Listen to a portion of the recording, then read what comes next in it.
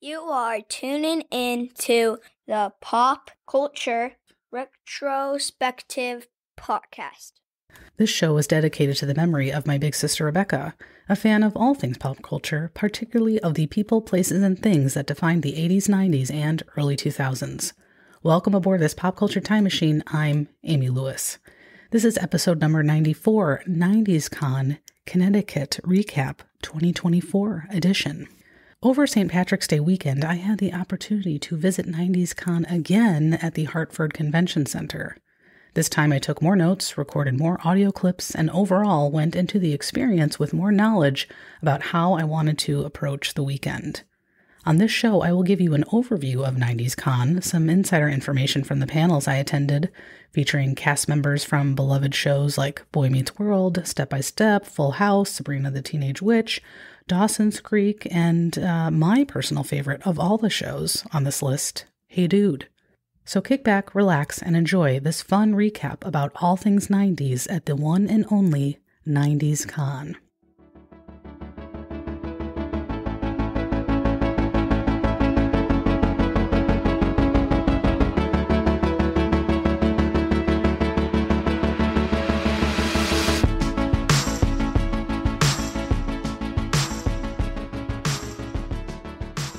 Just like last year, I stayed near Hartford with some of my extended family members who live nearby in Glastonbury.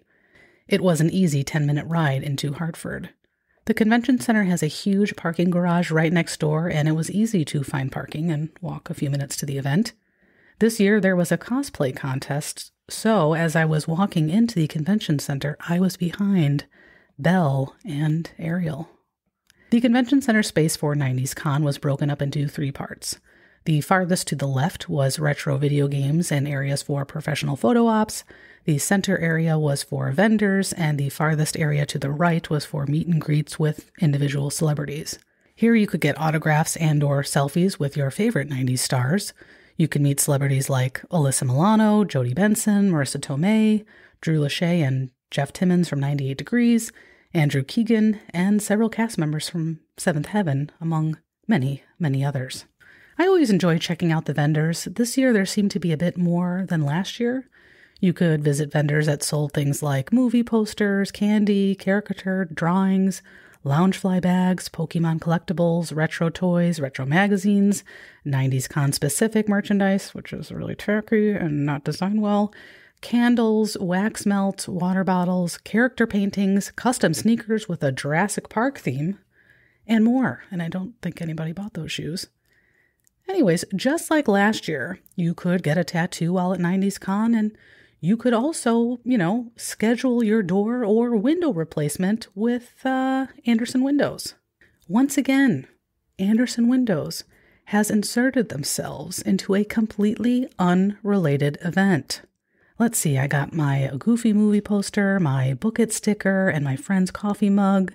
Went to my favorite 90s sitcom panel, but I can't forget to ask that 20-year-old who is clearly bored and scrolling on their cell phone at the Andersen Windows booth how much it would cost to, replace our front door. Or not. Another vendor at 90s Con, and I've seen people who create similar retro merchandise on Instagram all the time, was an individual who sells repurposed items like handbags and jackets made out of old children's sleeping bags. Yeah, and bedding. Now, don't get me wrong. The whole upcycle movement is absolutely something I can get behind. I am a huge proponent of finding a use for things instead of just throwing them away. That being said, I can't help but think with all of these items, especially made out of an old sleeping bag, were, let's just say, peed in multiple times between 1982 to 1991, and thus are not suitable material to be reselling. Call me crazy, but my train is going to bypass Urination Station every time. And I can guarantee you that my sister would have felt the exact same way as me. The first panel I attended was Boy Meets World, which aired on ABC from 1993 to 2000. This first panel made me realize that there is a common thread among many of these former 90s stars. hosting or co-hosting a podcast, but more on that in a little bit. In attendance at this panel were Ryder Strong, who played Sean Hunter, William Daniels, who played George Feeney, Betsy Randall, who played Amy Matthews, Will Friedle, who played Eric Matthews, William Russ, who played Alan Matthews, Danielle Fishel, who played Topanga Lawrence, and Trina McGee, who played Angela Moore.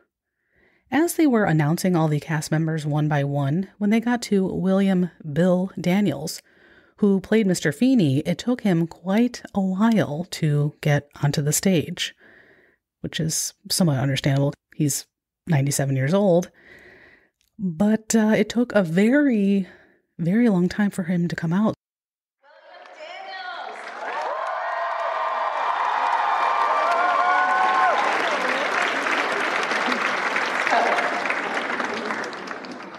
Hold.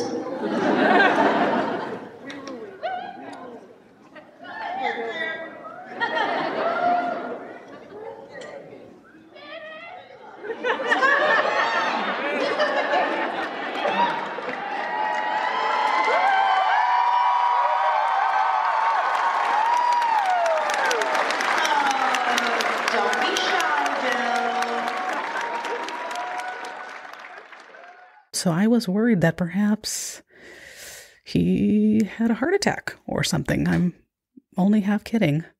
Thankfully, though, he made it onto the stage, much to the delight of the audience.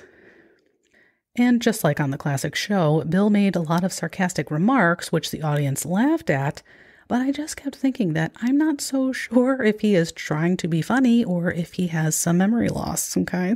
He may not know what he's doing. Nonetheless, he spoke about how at first he was sort of annoyed by all of the kids that were on the show, but he eventually grew to love them. The panel host opened with asking the cast members how it felt to be at 90s Con. How does it feel? How are you guys doing this morning? Well, first off, how often are you guys getting together these days? Every Tuesday. Well, I know you guys have a podcast. I was just thinking, this is the first time all this big of us, this many of us have been together again, Yeah. right? Yeah.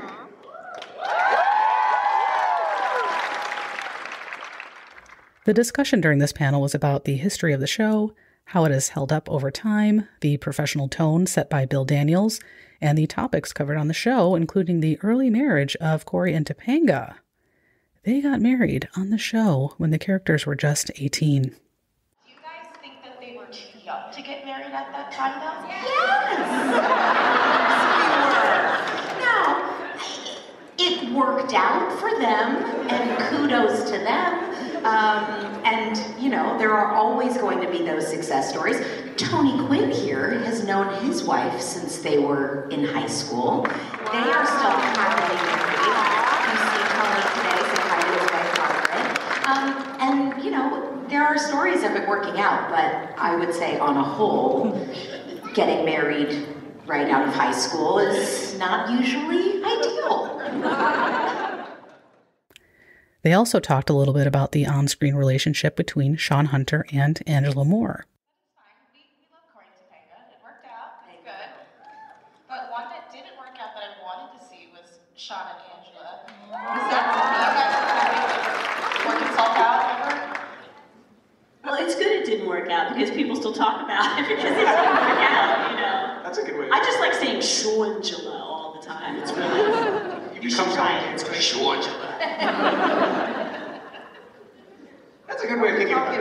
Yeah, I mean, yeah, we've gone back, you know, when we were doing Girl Meets World, it was a big discussion, you know, because we knew we wanted to bring Trina back and sort of try and resolve it. But it was also like, you know, very openly, we were like, do people really talk about their 17-year-old relationships this much in their 30s? You know, it was like, you know, because obviously Sean and Angela would have moved on and like lived their life. But of course, in the context of a TV show, everybody knows our characters as, you know, together and destined for each other to a certain degree. So it was a lot of discussion. And, you know, ultimately the writing staff was like, well, let's have Sean end up with Maya's mom, and you know, and it doesn't always, because the Romeo and Juliet of Boy Meets World is Corey and Topanga, and they ended up together, so we can't also have Sean and Angela end up together. That was the logic, and then of course there's been a backlash ever since, and we regret it. Because so much of the cast was present for this panel, it was hard for them to all get airtime to talk about the show. The parents on the show, William Russ, who played Alan, and Betsy Randall, who played Amy, didn't speak all that much, and I felt a little awkward for them, which is something I really struggle with. Anyways, Ryder Strong, Danielle Fishel, and Will Friedle all host a podcast called Pod Meet World, where they revisit the episodes of Boy Meets World and welcome 90s-related guests to their show. There was some discussion about their show, which started in 2022, throughout the panel. Apparently, the podcast was Ryder's idea, and at some point there may be a behind-the-scenes documentary about it. I'll post a link to their podcast in the show notes. Next, I attended a panel that included several cast members from the TV series Sabrina the Teenage Witch, which ran from 1996 to 2003. As I was waiting in line to get into the large room, I was surrounded by a lot of people dressed in 90s gear like neon clothing, Britney Spears t-shirts, fanny packs, and retro-themed costumes. The person in front of me in line was dressed up as a Beanie Baby, complete with a full head-to-toe furry costume, as well as a tie tag. So, I think they have a lot of free time on their hands. And have probably never dated. Anyways, I thought I was a huge dork, but I, stand corrected. Panel members included Melissa Joan Hart, who played Sabrina Spellman, Beth Broderick, who played Zelda Spellman, Nate Rickert, who played Harvey Kinkle, Jenna Leigh Green, who played Libby Chesler, and Allie Mae Ballard, who played Quizmaster Albert. The panel was moderated by Kimberly J. Brown, who is the star of Halloween Town, which was a made-for-TV movie on the Disney Channel, if I'm remembering correctly. I was a little bit kind of too old for that movie. Seemed like an appropriate MC. Caroline Ray was not in attendance at 90s Con because she was in Europe, but the cast expressed missing her a lot and her inappropriate sense of humor, but they didn't miss her time management skills or lack thereof. Apparently, the show came about in a very interesting way. Here's a clip of Melissa Joan Hart talking about the origin story and the popularity of the show. Melissa, you coming off of Clarissa Explains It All.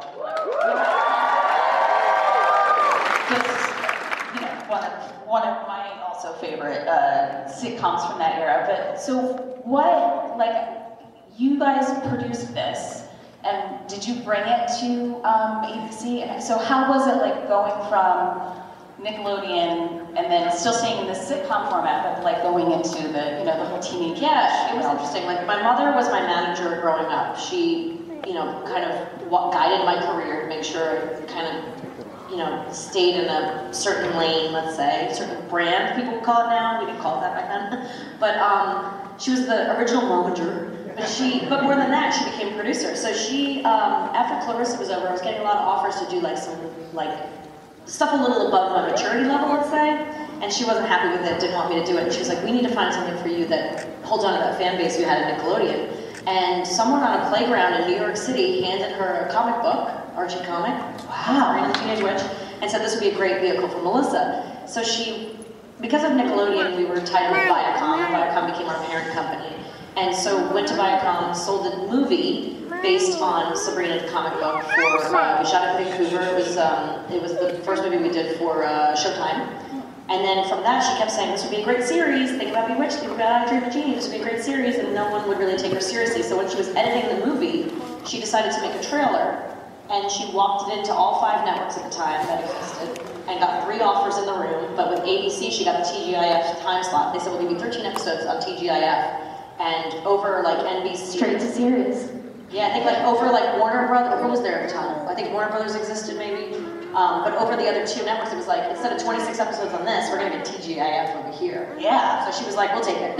So next thing you know, we had a TV show, we did a few more movies, and then, there was ice creams and the franchising, sneakers, I think, and oh my God, there were puzzles with our faces in them. Yeah, with pieces of your face. Dolls and magazines. Yeah. Back books. Mm-hmm. Yeah, hair clips, butterfly clips. One question that comes up in a lot of the panels is about what items cast members took from the set when their respective TV series or movie filming came to an end. Melissa Joan Hart said she took red candle holders and spice jars. Beth Broderick, who played Aunt Selma, said that she took a lot of her original wardrobe with her. I also appreciated the sentiments shared by Allie Mee Ballard, who said he kept his rap jacket because he just can't seem to get rid of it. He likes the reminder of the experience, and he really doesn't take it for granted. And Jenna Leigh Green brought up a really good point about television in the 1990s and earlier decades. TV shows really brought people together. They really did. Before we all had our own devices and so many options to choose from, sometimes there was, one TV to watch shows on, and we watched them together as families and as groups of friends. Next up was a panel on Dawson's Creek, the tween drama that ran from 1998 to 2003 on the WB. And I loved that show, at least for the first few years. I'm pretty sure, and I just remembered this, I'm pretty sure I had a Dawson's Creek poster. I don't know if I can find proof of that, but I'm 98% sure. Anyways, the panel included just James Vanderbeek, who played Dawson himself, as well as Kerr Smith, who played Jack. I actually really enjoyed this panel because I think when the numbers are a bit smaller in terms of number of panelists, you get to know them a little more and hear them speak in more detail, which I think is, really nice. James Vanderbeek was really funny, and he had quite a brotherly rapport with Kerr, whose hair is very gray, which was just really weird to see, but it totally works on him, but he looks the same.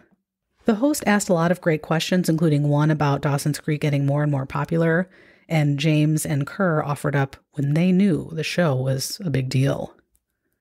James, what was the moment when you realized this show was a phenomenon? Okay, so when I was 17, I had done a movie called Angus. Thank you. That is like 100 times more people than were in the theater to actually watch it. And so everybody was saying when I was shooting that, are you ready for your life to change? And I was like, yeah, I'm 17, let's change shit up. And then when I was 20, I did Dawson, so everybody was saying, are you ready for your life to change? And I was like, I know this story. I know how this works out. You're gonna say my life's gonna change, and then nothing's gonna change. And then everybody kept on saying and I didn't believe it until I got off the plane in Los Angeles and there's a billboard. And my face was like, even, bigger than it is now. Like, watching over the street, and I couldn't believe somebody had actually, growing up typing my last name, I have 3 capitals in my last name, so I had to space shift, and then space shift. The fact that somebody else had to type my name on the billboard was like the wildest thing to me. So I think that was when somebody else had to type that last name. I think that might not have been lying, but this might change my life. Yeah. Season 2, episode 1, and Josh on day 1, he said, "Are you ready for your life to change?" And I said, what do you mean? What are you talking about? Is it a hit already? Because I didn't really know. I had seen the pilot and that was it. And sure enough, yeah, life became very, very different for all of us. It was very welcoming. These guys are great. We're still friends 25 years later, I guess it is now. And Wilmington is kind of a unique place to shoot a show because it was kind of like a camp type of atmosphere. We played a lot, and we were outside of Hollywood. Yeah. It felt like that anyway. For sure. I feel like the fact that we shot in Wilmington is the reason none of us are in jail right now. This is true. Really, we don't have a single cast member who are like, oh God, don't mention that. I don't know that there are many casts who don't have at least one somewhere lurking. And I feel like it was because we shot in a small town with a crew who were just kind of cool, and I feel like in the business it's almost like working in a vacuum. Your bad behavior doesn't get reflected back at you. But in a small town, if you were, a jerk on set, you're going to be lonely on the weekends. Yeah. So, it really kind of kept us. Toward the end of the show's run, Vanderbeek mentioned that he was really ready for the show to be over, but he did manage to keep his character's necklace that his real-life mother apparently made, and a poster. Kerr kept a Dawson's Creek mug that he says he uses every day. Why wouldn't you? Both actors discussed how challenging it is to continually audition for roles and deal with the constant rejection faced by aspiring actors. They both allegedly auditioned for Party of Five, which they did not get, of course. Vanderbeek shared how one time he auditioned for a role that he initially thought he had done somewhat well on, and here's a clip of him talking about this unfortunate situation. I auditioned for Law and Order when I was like 16, and I was told, listen, Law and Order runs forever. If you don't get this role, you could get another role. I'm like, okay, wow. So I went in, and I, again, very green, didn't really know how to prepare, and this guy was sitting at a desk, I remember, and I gave him my headshot, my resume, and I read, walked out, and I realized, as soon as I walked out, I realized I left my backpack in the room. I was like, oh God, I just like nailed the audition, and now I gotta like awkwardly walk back in. And I walked back in, and I picked up my backpack, which is next to one of those wire mesh trash cans, and my headshot was in it. Yeah. That is heartbreaking. Yeah, it was a long Metro North ride back to New Haven. Well, I guess that's why you wound up on the CSI franchise instead. I did. I actually did every single Law and Order except that one. I was on SVU, I was on Criminal Intent, I was on, but not the other two. It was also interesting to hear some behind-the-scenes information from the two actors. First, the actress who played Grams in the TV show, whose real name is Mary Beth Peil, had to play a character that was about 20 years older than she was in real life. When the show first aired in 1998, Peil was just 48 years old, which I'm, a few years from that and can't imagine playing a grandma on TV or being an actress. But anyways, apparently she had to wear a lot of makeup to look older. Further, they mentioned that one of Graham's infamous lines from the TV show was put on the back of crew's chairs. Said quote was, "Love is the hardest of woods to burn. It takes a long, long time to heat up, but it does." End quote. Also of note, the actress who played Dawson's mother, named Mary Margaret Humes, bakes cookies for Vanderbeek and mails them to him, and has made sure to continue reaching out to him since his real-life mother sadly passed away in 2020.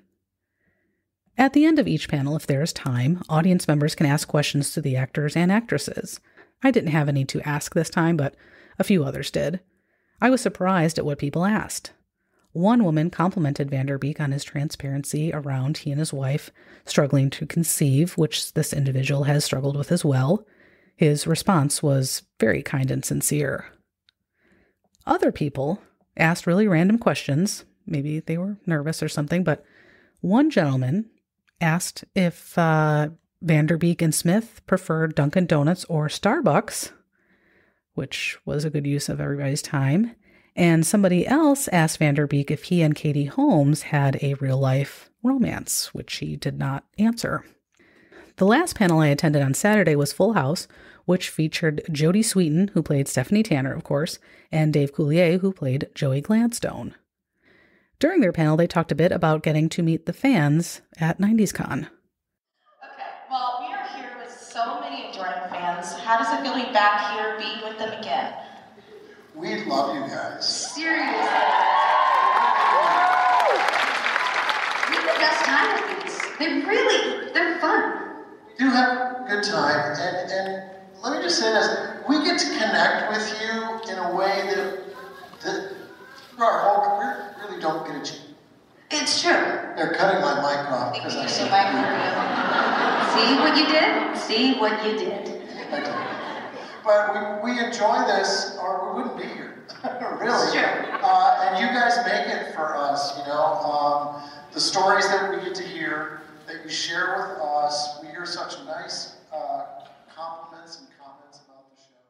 No, but seriously, the stories that we hear from you guys, that when you come through the lines of like how much this show means, how much this show has meant to generations of your family. Hi Jessica. So many people, it's just really incredible, and to see some of the same faces like year after year, it's really, I love getting to see you guys. Seriously, it's pretty awesome. They also talked about the passing of Bob Saget and how Jodie, who is now apparently doing stand-up here and there, channels him during her sets, which are often a bit risque, just like her TV dads were. It was also funny to picture Jodie FaceTiming with John Stamos, which she discussed. I was on the phone a couple days ago with some writers from Fuller House that I was working with, and Stamos called me. He FaceTimed me. And I was like, hey, I'm on the thing, you know, whatever, and I was getting ready to hang up, and I'm on a Zoom with these writers, and I go, okay, love you, Uncle Jay, bye. And I pick up the phone, and we knew you guys were close, but do you really say I love you when you hang up the phone every time? Like, I love you, Uncle Jay, and I was like, yeah, that's your family, like, you say that. And we're like, so it's real. I was like, yes. And finally, both shared some memories of being on the set and on the show. Funny. Yeah, funny. It was funny. See, here, and Jody and I were talking about this earlier. You know, Jody and Andrea have their podcasts. And Dave has his, yay! And so we were talking about it, that there is two kind of different stories to tell about Full House. I was in, you know, the adult class, but Jody and Andrea share stories that I never knew about. So I'll listen to their podcast and I'll go, I had no idea that you guys experienced that, because we were off doing something else. You guys were at school, or you were going to Disneyland, or you were doing something with Mary-Kate and Ashley.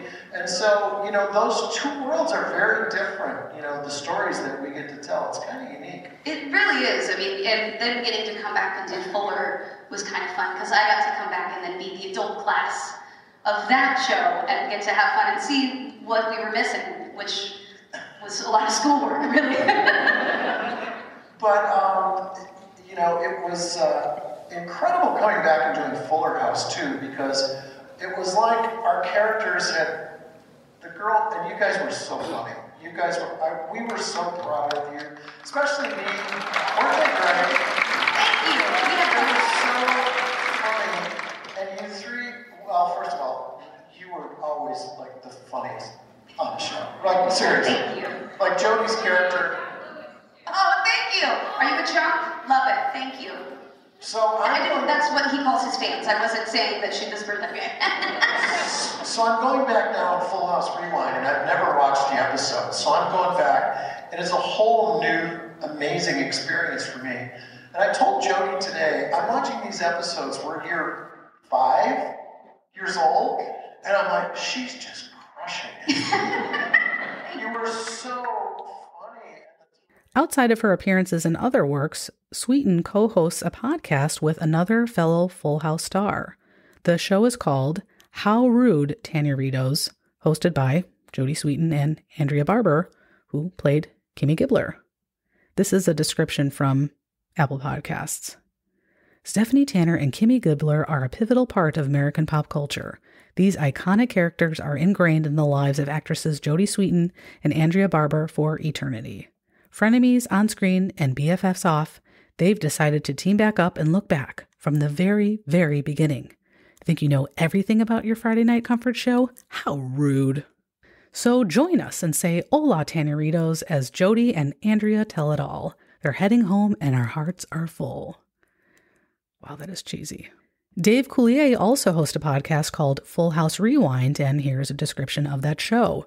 You got it, dude. Grab your scrunchies and your windbreakers because we're taking a trip through the 80s and 90s for the first ever Full House Rewatch podcast. Join beloved director, actor, comedian, and television host Dave Coulier, Joy Gladstone, as he reminisces on what it was like to grow up with your favorite TV family. From Uncle Jesse's hair to Michelle's attitude, relive some of the most hilarious and heartfelt moments with exclusive behind-the-scenes stories and interviews from very special guests. Full House Rewind will have a variety show feel with recurring segments and bits that, along the way, explore different family dynamics and relationships and how deeply the show impacted their own. Whether you've been a fan since the beginning or you're watching Full House for the first time, there's room for you in our home. That's so nice. On Sunday, I attended a panel entitled And the Award Goes To, which featured, much to my shock and excitement when I heard that they were coming, Susan Sarandon, Gina Davis, and Mira Sorvino. One of the first questions asked was, what do each of the actresses remember about preparing for their first Oscar win? What goes into the preparation? The dress? Did you practice your speech? What went into your head as you were preparing for the Oscars? Gina, do you want to start? Okay. Yeah, I didn't, well, back then, at least I didn't know anything about how to find a dress, and I went to stores and asked them if I could borrow a dress, and they were like, "What? No." So I had one made. I had an idea for something that I wanted to have made, and then so on the day, you're putting on makeup early in the day and getting all dressed, and I was all ready to go, and I figured I better eat something before I go, so I put a sheet on and had a plate of spaghetti, and I put on the TV, and right at that moment, the Oprah show came on, and she had like 4 or 5 movie reviewers going over the who's going to win, who do they think was going to win or should win, and they were right on Best Supporting Actress category. Oh wow, okay. And they go down the line, talk about each person, and I was the last name they brought up, and every single person said, "No chance, no way." One of them said, I think it was Gene Siskel said, "I think she was miscast. I think she's too pretty for that role." And then Rex Reed said, "Too pretty? Are you kidding? She's too ugly." And I was like, anyway, the consensus was that no way she was. I was like, well, obviously I'll still go. But I wasn't worried anymore about might I win. But so then it was quite a shock. Susan, how about you? Well, the Oscars have changed, just the way everything else has changed. It's been corporatized, it's turned into this big thing. Way back before electricity, when I was first nominated for Atlantic City, at that point we had, I don't have a press person. So back in the day, you had an answering machine that had live people on it, and you dialed the number and they gave you your messages, And I dialed in and they said, "Congratulations." And I said, "For what?" They said, "You've been nominated." I said, "For what?" I live in New York, by the way, so I'm really out of touch, right? And they said, "For the Oscars." I said, "For what?" And they said, "For Atlantic City." And I said, "For what?" And they said, "I don't know." So I called one of the executives at Fox, and I said, "Was I nominated for an Oscar?" And they said, "Yeah, we don't know how that happened." That would never happen now. I mean, now you have to be on the road for 6 months or something. You have to have enough money to have screeners. You have to have a whole machine behind you. And so that was very unusual. So following that, I tried to get a dress. And I remember trying to just get a discount even on a Norma Kamali dress, which was one that I did. And they said no. So I was buying this very simple, I think I went with Richard Gere. I did my own makeup, my own, everything. It was like really, that was old school. It was before the industry of the Oscars really kicked in. And so, you have to fly yourself there, you have to put yourself up if you're not from LA. So it's a whole thing. And then through the years, I was nominated 5 times, and I presented a lot too. And then at a certain point, I just felt like I used up all my coupons, and I just couldn't do it anymore unless there was really a compelling reason, because it is so much expense and work, and right? I mean, it's a whole production. Today, it's a major campaign throughout that season, which can be pretty exhausting. Mira, in your acceptance remarks, you thanked your dad for teaching you, her father is Paul Sorvino, for teaching you everything you knew about acting. What did he say to you after you won? I don't know what he said after I won, because his response when I was saying it said everything. In terms of when I was getting ready, I wasn't preparing to prepare a speech, because I never thought I could win, because I was the youngest of the nominees, and it was the first time nominated, and now the only time nominated. But and I was just like, I'll just go, and I'll just be happy for whoever wins. And then I had a dream that I should prepare a speech. So as I'm getting ready, I just wrote some thoughts on a note card like you have for school. And then I just thought, well, Dad has never been nominated, and I really should credit him for my technique because he was my teacher from the time that I was 8 years old. And I did later have fantastic teachers in Bill Esper and Red Handman and, lots of years of the Meisner technique. But Dad started with me when I was 8. Every single play I had, he coached me. He taught me how to cry. He taught me how to emotionally prepare. He taught me how to substitute, all these things that older actors learn. And I needed your dad. He was the best. But it was a little rough. He'd come to your school plays and every other parent was like, honey, that was fantastic. And he'd be like, Mira, very good. I just have 2 notes. And then he'd sit you down for 2 hours and break down every beat of the performance. But he would tell me things and I was like, Mira, when you made that little, you were letting out your first instinct. Never sigh before you say your line. Just say your line so that it is instinctual. Remember, a thinking actor is a stinking actor. He had been largely ignored by the Academy. I mean, he never was nominated for anything. Even the Goodfellas year, everyone was nominated except for him, and his role was monumental in that. And so I just felt like I have to share this with him. It is due his. But he didn't expect that. He had promised me, because he had cried at the Golden Globes, he says, I won't cry at the Oscars, I won't, because he knew the cameras were coming for him and they were going to go down and be crying. And I was like, when you give me this award, you honor my father and taught me everything I knew about acting. And he just burst into tears and he was sobbing. And so most people don't even remember that I said that, they just remember him crying.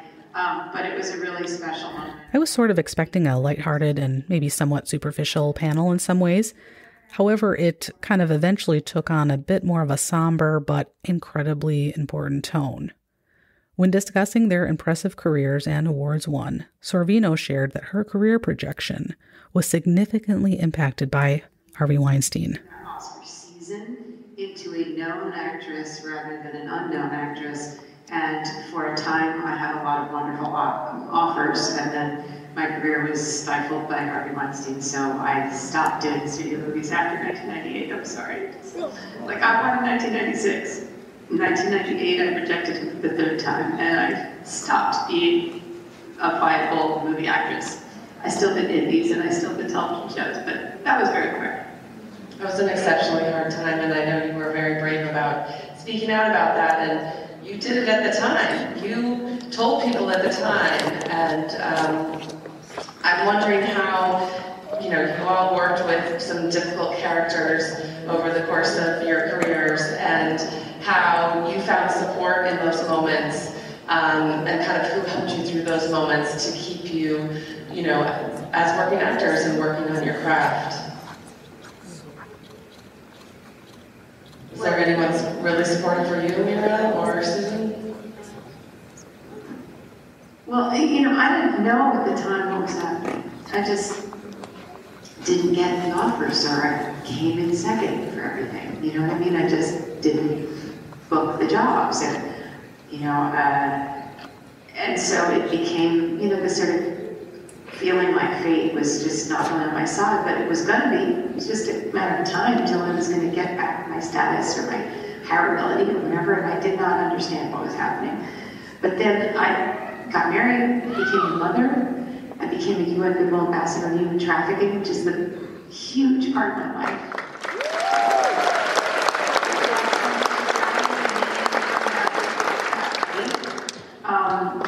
And it's a position I've held since 2009 officially, and I've just been re-upped. Sorry, my mouth. My family. My family is my everything, and I don't see my worth as being a famous actress. I see my worth as being a good person. And I would love to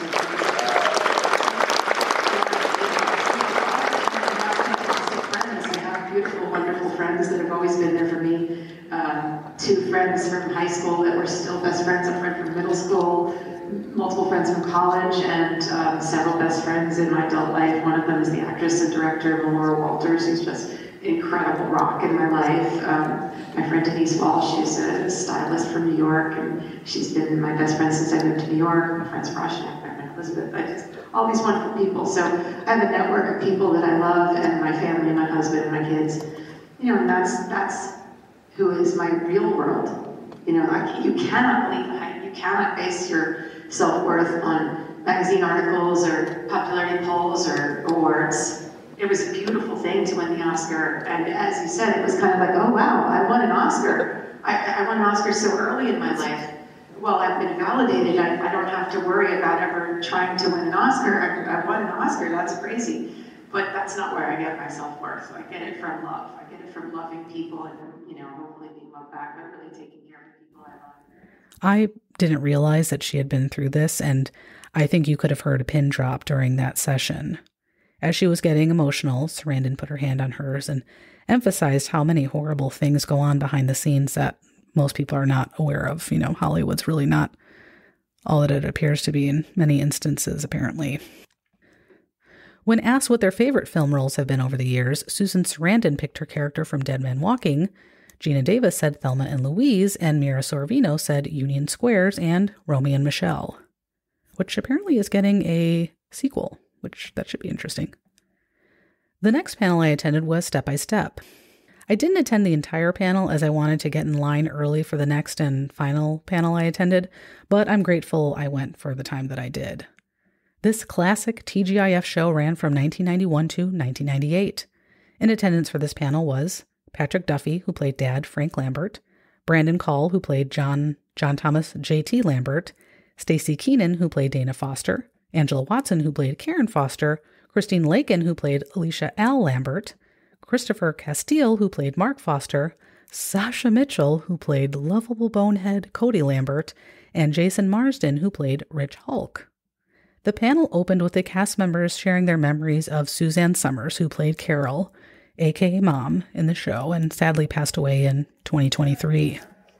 And I feel like there's a 10th missing, so I just want to give a round of applause to the amazing, iconic Suzanne Summers.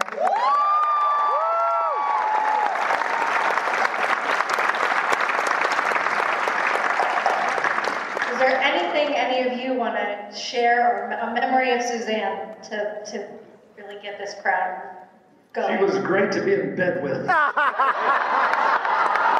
there you have it. Suzanne gave the most beautiful, thoughtful gifts, and she was a person of immense style and glamour in her real life, and I will never forget, and I still have them.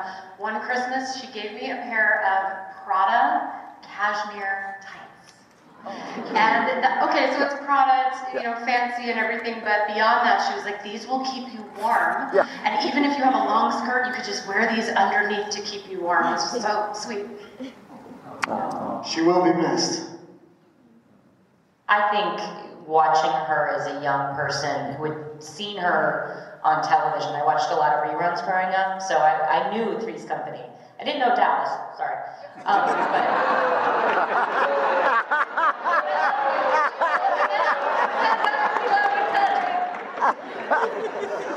was 12. If I was watching Dallas, that would be maybe inappropriate. Yeah.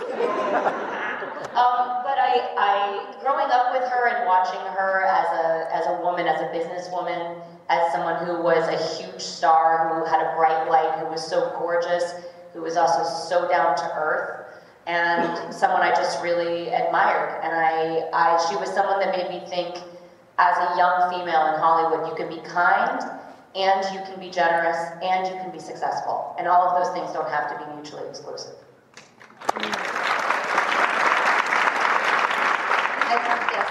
For me, it was being able to do the mother-daughter beauty pageant where we tap danced together and sang Boogie Woogie Bugle Boy. That was so amazing, like a highlight of my career.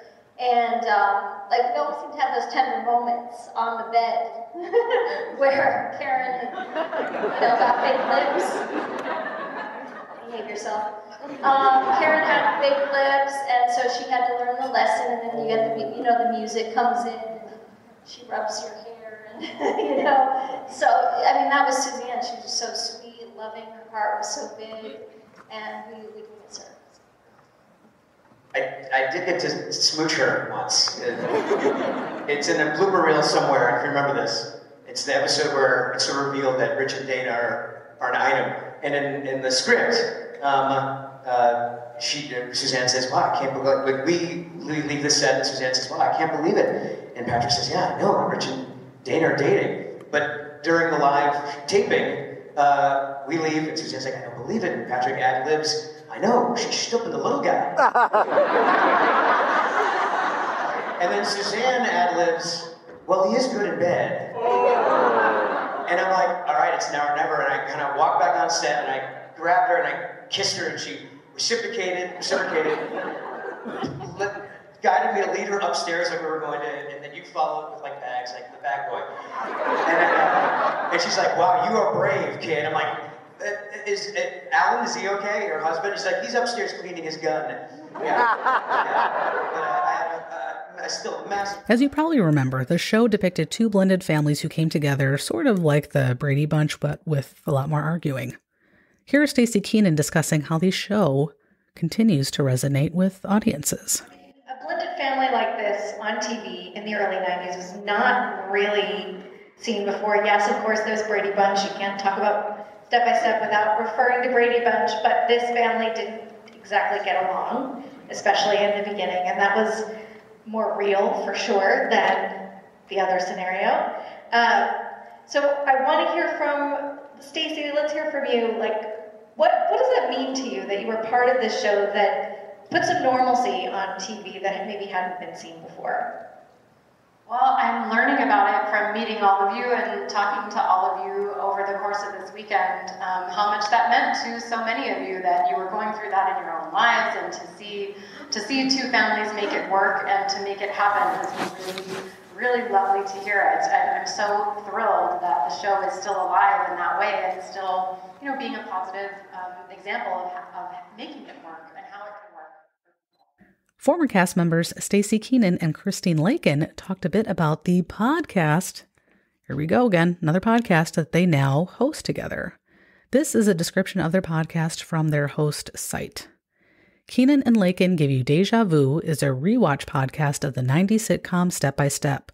Join former cast members Stacey Keenan, Dana, and Christine Lakin, Al, for a lighthearted, nostalgic rewind where they relive each episode and share tales they've never told of their coming of age in 1990s Hollywood. For Keenan, this is a first watch, so whether you are finding the show again or watching for the first time, we hope to give you deja vu. It was really fascinating to hear Sasha Mitchell speak. He played the role of Cody, we talked about, and apparently he didn't have to change his actual laugh for that role. And I walked up to Patrick and I'm like, dude, thank you. Also during the panel, the audience all sang Patrick Duffy happy birthday as he turned 75 while at 90s Con. They also gave an audience member who had traveled the farthest to the convention a free copy of the Step by Step DVD set.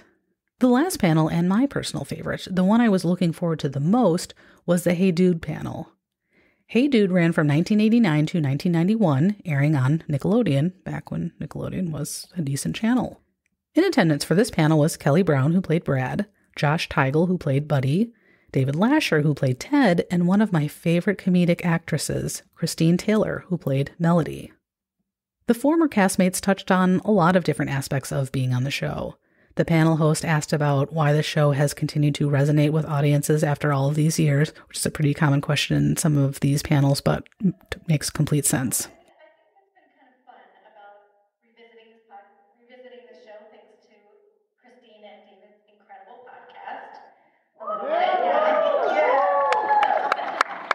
What has surprised you about the way that this show has kind of stuck around and remained in people's hearts?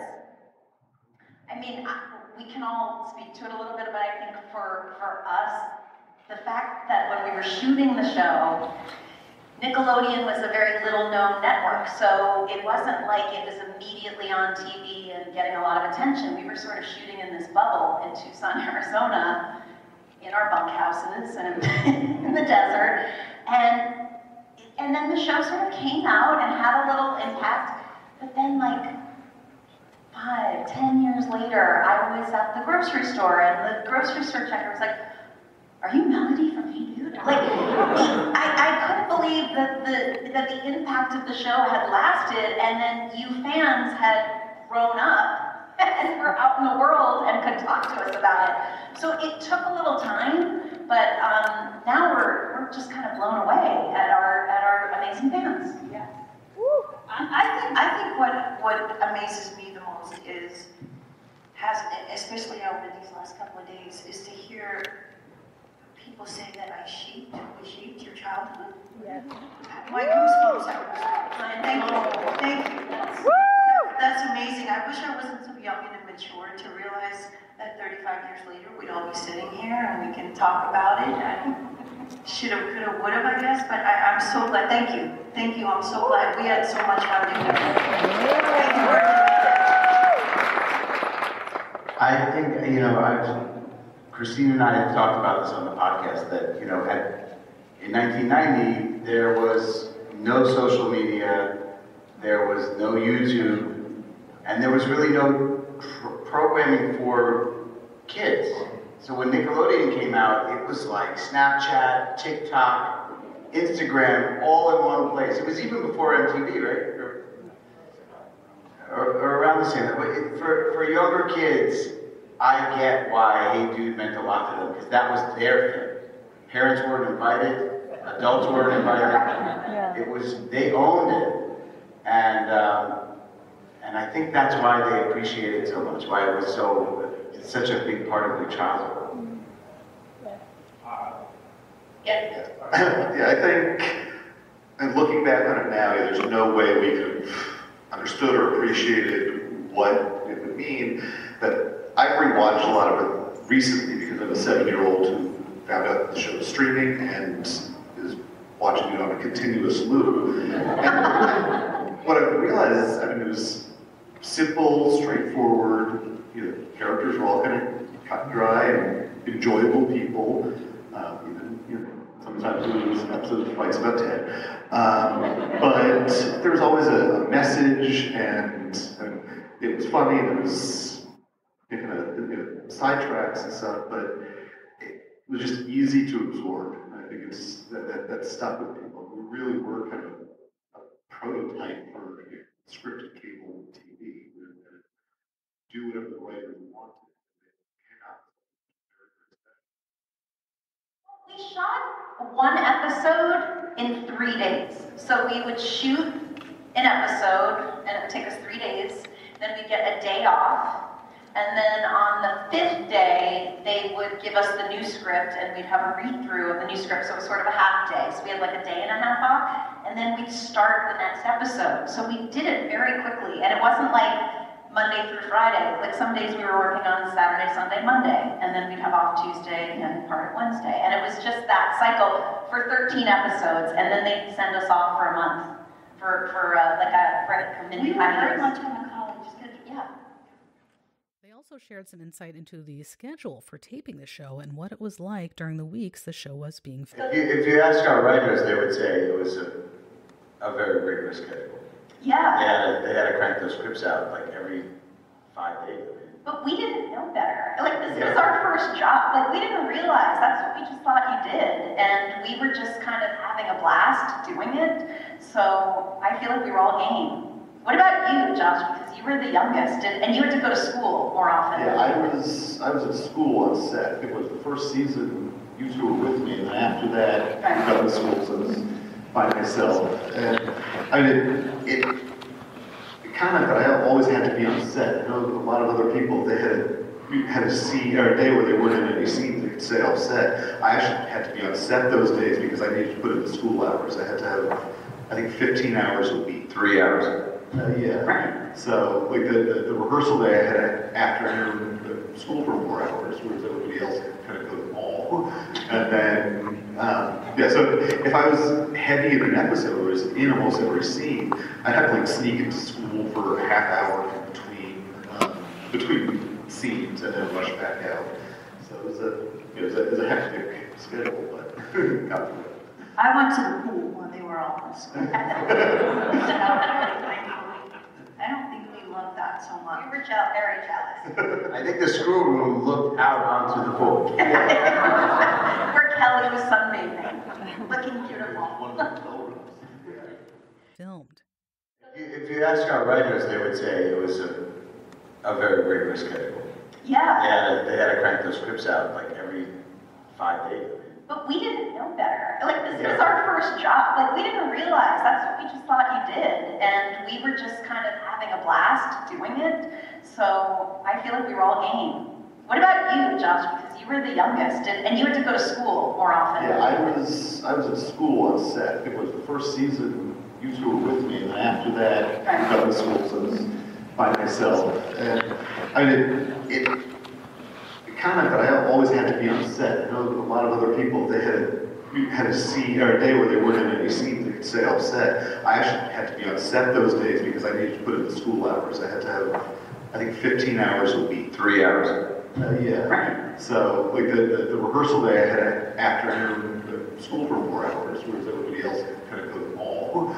And then, so if I was heavy in an episode, or was in almost every scene, I'd have to like sneak into school for a half hour between scenes and then rush back out.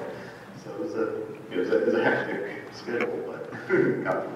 I went to the pool when they were all in school. I don't think we loved that so much. We were very jealous. I think the screw room looked out onto the pool. Where Kelly was sunbathing, looking beautiful. If you were a fan of the show, then I'm sure you remember the countless times that the character of Ted fell into the troughs. So I want to kind of go back real quick to the pilot because Ted ends up in the trough multiple times. How was filming all of those tripping into the troughs? I look back on it and I think I realized that I was learning physical comedy, right? I mean, no one loves a pratfall more than me, and it works, it's effective. It's just when you have to do multiple takes, you fall into the mud of the trough, wardrobe has to come in, makeup has to dry your hair, you gotta do it again. So it's kind of a pain in the butt, but I knew, and our head writer, Graham Yost, just loved physical pratfalls. And yeah, I think I appreciate that I learned physical comedy from that, and I think that was a big part of the show. It's just, At one point, Josh Teigel, who played the son of ranch owner Mr. Ernst, showed some photos he had taken during a recent trip to visit the set of Hey Dude. The show was actually shot on an actual dude ranch in Tucson, Arizona, and for whatever reason, a lot of the set wasn't dismantled and hauled away after the show went off the air. It was just sort of left there to rot, and a lot of the walls from various set buildings still remain. I really loved that he took the time to go back and revisit his childhood stomping grounds, and just so strange that it wasn't fully dismantled. At the end of the panel, there was enough time for a few audience questions. I had a question in mind that I really wanted to ask, but unfortunately, a woman that was a few people ahead of me beat me to it. Ugh. This was the absolute highlight of 90s Con for me.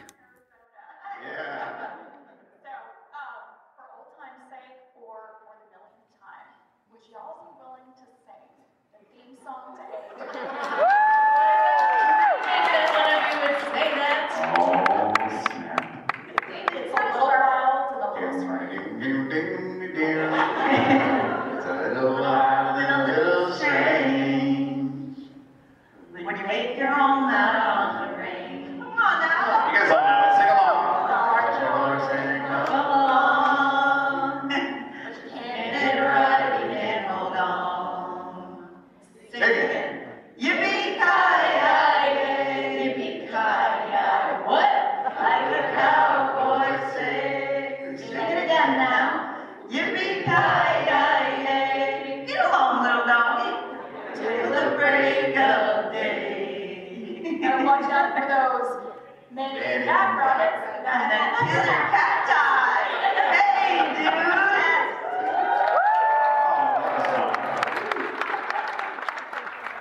And here's me asking my backup question. All right, hi everybody. My name is Amy Lewis, and I'm from Brunswick, Maine.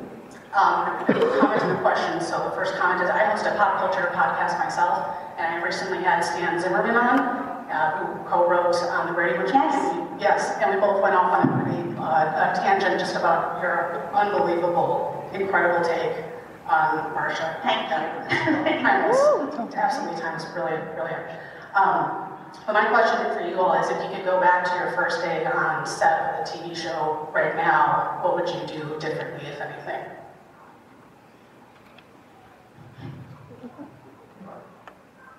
Go back to our If first. we went back to our first day and we were starting it all over again, how would you do anything differently? I would hang up my clothes in the dressing room. So that you didn't get yelled at. I would appreciate every day like it could be the last, because that filming in that time was really magical, and I don't know, that's a really loaded question. There's a lot of things that I think I would do different. I don't think we have the time for that, but I took a lot of pictures, and I made albums for all of them, when we did our reunion like 10 years ago.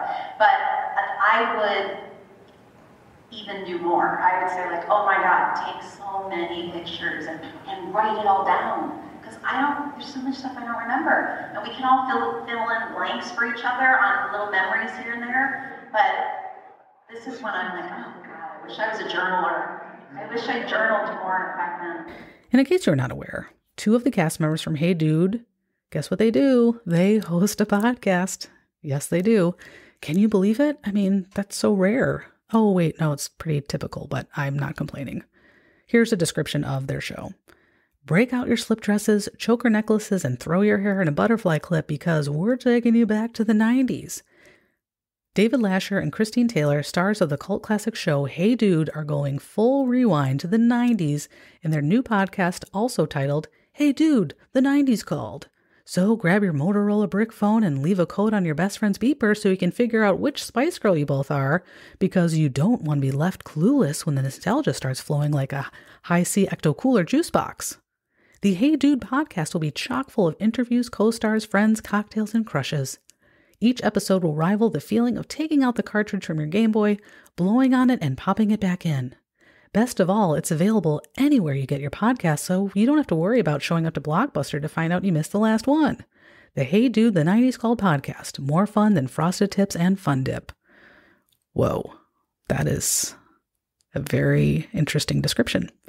I actually do subscribe to this podcast, and I enjoy listening to it. It's not so much an episode rewind podcast, but more so just a 90s pop culture focused podcast, which is, certainly something I can get behind. The show has welcomed a lot of notable icons we remember from the 90s, like Joey McIntyre, Pauly Shore, Carson Daly, etc., etc., etc. I will make sure to link their show and others mentioned earlier in the episode in the show notes. And, in case you're interested in learning more about the backstory behind Hey Dude and other tween Nickelodeon shows from the 80s and 90s, please check out episode number 47 of the podcast, where we took a look back on those shows. I'll put a link to that episode also in the show notes. Finishing 90s Con with the Hey Dude panel was really meaningful for me, and even though I thought I was going to vomit when I went up to the microphone, I don't know why, because I don't mind public speaking, but for whatever reason, there's a couple things that make me really nervous, and my mouth becomes instantly dry and parched and sounds terrible. But anyways, I'm glad I went up to the microphone because I got to pay Christine Taylor a compliment, and I think that she is incredibly talented. And I really enjoy all of her work, and I think she is hysterical and just is really underrated. So I'm glad I got to ask a question, even though it wasn't my first choice. I had the idea too about the theme song. I loves me a good television theme song. And I didn't take any selfies with celebrities or get anyone's autograph, even though this is a huge draw for 90s Con attendees. I was just grateful to be surrounded by people who are as big of a nostalgia nerd as I am.